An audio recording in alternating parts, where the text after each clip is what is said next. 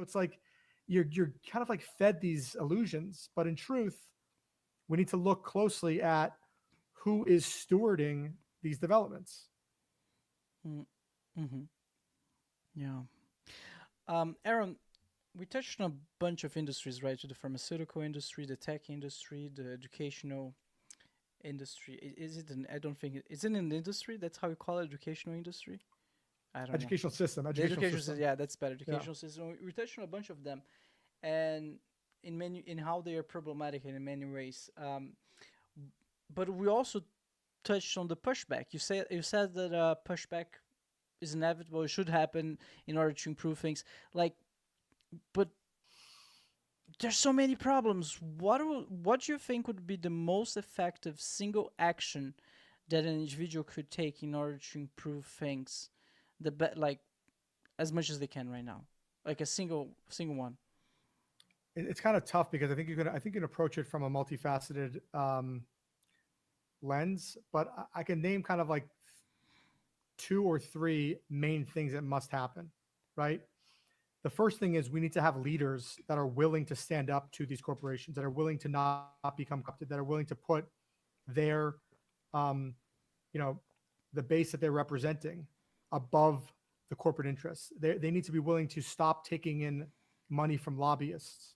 They need to be willing to look over their ability to buy a second home or to buy a third car or to take this vacation because they're being greased by some special interest. That's the first thing that has to happen. And I don't view this as something that's so um, hard to take place. I think that there are people that are willing to and that can step up and lead and guide society in the right direction. So I think that's the first thing. I think the second thing is that people need to stop consenting to parts of these systems. They need to stand up and say, look, you're going to be taxing us at 50%, but you're not doing anything that helps me. You're spending $100 billion on a war, but we don't have health care. You're spending $1 trillion on defense systems and weapons. Uh, we cannot. Our children are not being educated. Our municipal roads are not being repaired. Our if as a collective people said we're not going to go along with this joke anymore. We're not going to play your game anymore. The system breaks immediately, and then people have to change. If people are willing to, the third one really is if people are can awaken to these truths and these realizations. The best approach, the quickest approach, I think, is to push back with their wallets. If they know that a company is creating creating food products that are effectively artificial manufactured ultra processed poison. I mean, they might taste good, but they're horrible for their autoimmune system. They're horrible for their endocrine system. They're horrible for their brain development. They're horrible for every part of them. If people become educated to these facts and they start speaking with their wallet and they start pushing back and saying, you know what, I'm not going to support this company anymore. I'm not going to support this industry anymore. I'm not going to go about and start looking for alternatives, start looking to eat organic produce, start looking to support local farmers. This is the most effective way. And by the way, what I think you'll see is as more people awaken globally, I think that it's a slippery slope um, for coming kind of in contact with a lot of these realizations, and people will start kind of becoming more interested in looking for more and for more and for more, and then it will start spreading like for lack of a better word, like a virus, because people will start talking to each other. There's always this like this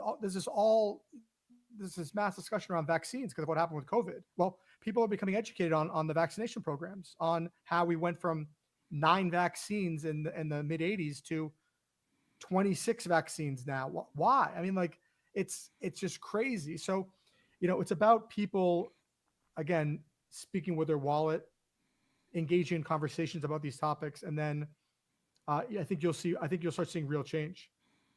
With an ultimate goal of living in a world corruption free. I think that that's the only path forward. To be honest Okay, with you. I see. Whew, I envy your optimism, Aaron.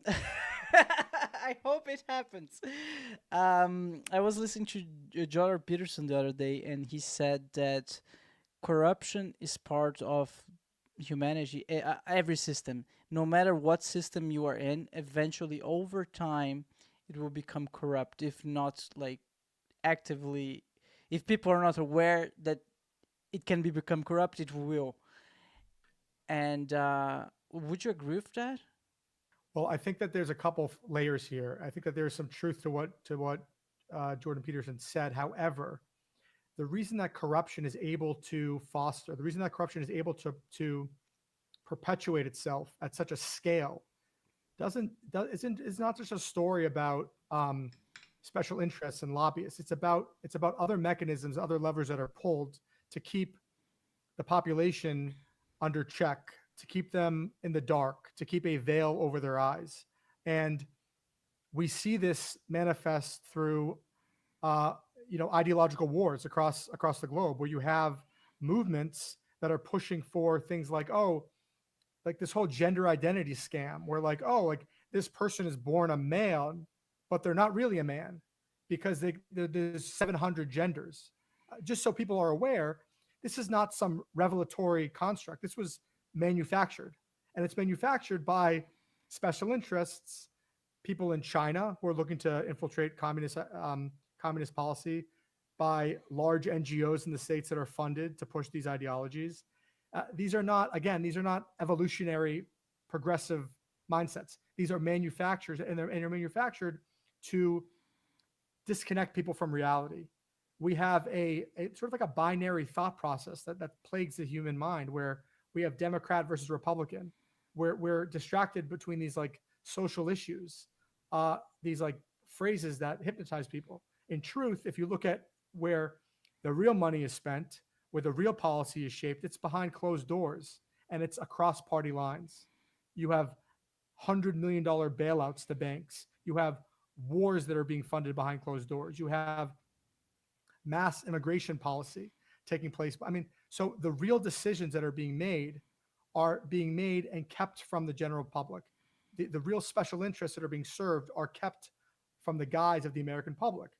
So there are real mechanisms at play that, and by the way, this goes back to religious institutions. That's kind of the original veil of deception, where people were forced to access the power within them, their connection to source, through some external intermediary, through some third party. I mean, how comical is that idea, where your true power, your true connection, your true spirit exists in some external realm that only a guy dressed in a funny robe with a rod in his hand can give you access. I mean, it's so fantastical, it's so comical but it's digested, and people conform to it, and people believe it. But I can tell you this because I've studied um, these religions. I've studied the origin stories. I've studied how they were institutionalized. I studied how they severed these sacred polar forces between the masculine and the feminine energies.